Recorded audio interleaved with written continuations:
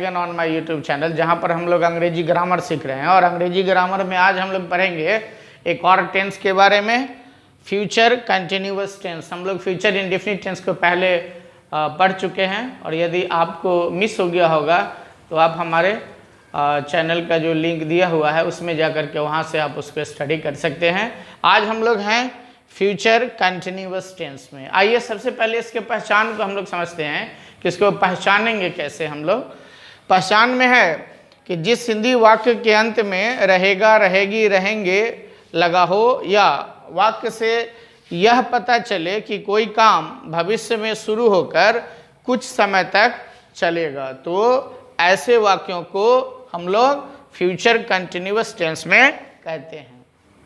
लेकिन आपको याद रखना है कि फ्यूचर कंटिन्यूअस का जो टेंस होता है उसके बारे में आप भविष्यवाणी नहीं कर सकते हैं।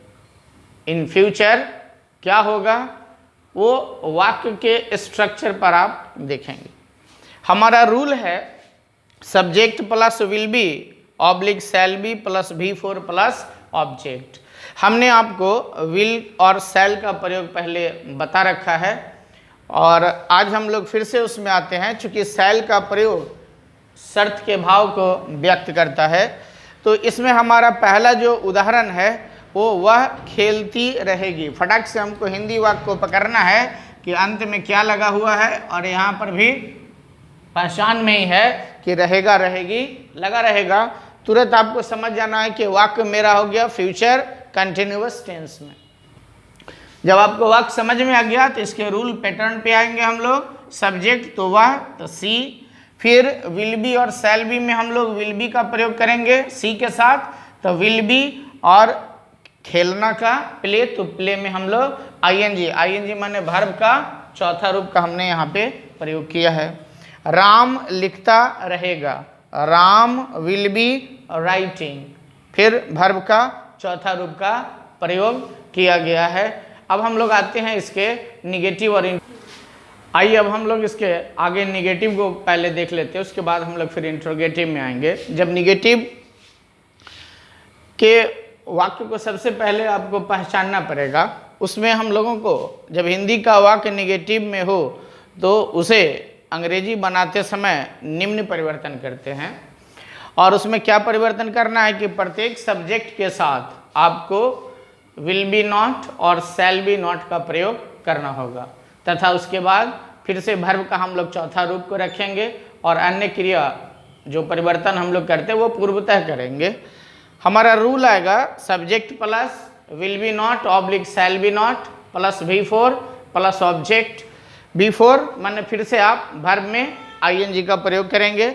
एग्जाम्पल है राम लिखता नहीं रहेगा, Ram will be not writing.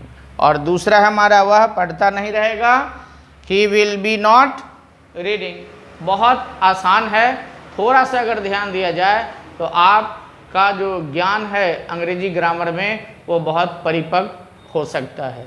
आते हैं अब हम लोग इसके इंट्रोगेटिव को देखते हैं। ओके, चलिए आइए अब हम लोग फ्यूचर कंटिन्यूअस टेंस के इंट्रोगेटिव के वाक्य को देखते हैं।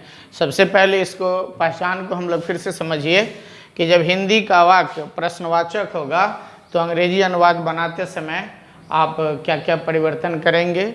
बहुत ज़्यादा परिवर्तन नहीं है, बहुत इजी है कि आप सब्जेक्ट के अनुसार सब्जेक्ट से पहले विल तथा शैल का प्रयोग करेंगे, तथा सब्जेक्ट के बाद बी का प्रयोग होगा, और अन्य क्रियाएं पूर्वतः करते हुए वाक्य के अंत में प्रश्नवाचक चिन्ह रखेंगे। Very simple. रूल में आइए, रूल है will oblique shall plus subject plus be plus V4 plus object plus प्रश्नवाचक चिन्ह। इसको भूलना नहीं है।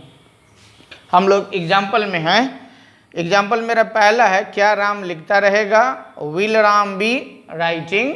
और दूसरा है क्या शिक्षक पढ़ाते रहेंगे, will the teacher be teaching. एकदम आसानी से ये फ्यूचर कंटिन्यूअस टेंस है, वो आपको शायद समझ में आ गया होगा। तो इस प्रकार हमारा फ्यूचर टेंस का एक और जो भाग है उसका वो ख़त्म हो रहा है, और अब हम लोग अगले में आएंगे। वहाँ पर हम लोग फ्यूचर परफेक्ट टेंस के बारे में पढ़ेंगे यदि आप अब तक हमारे चैनल को सब्सक्राइब नहीं किए हैं तो काइंडली हमारे चैनल को सब्सक्राइब कीजिए, जिससे कि हमारा जो आने वाला जो वीडियो है उसका नोटिफिकेशन आपको सबसे पहले मिले। धन्यवाद। मिलते हैं हम लोग अगले एपिसोड में।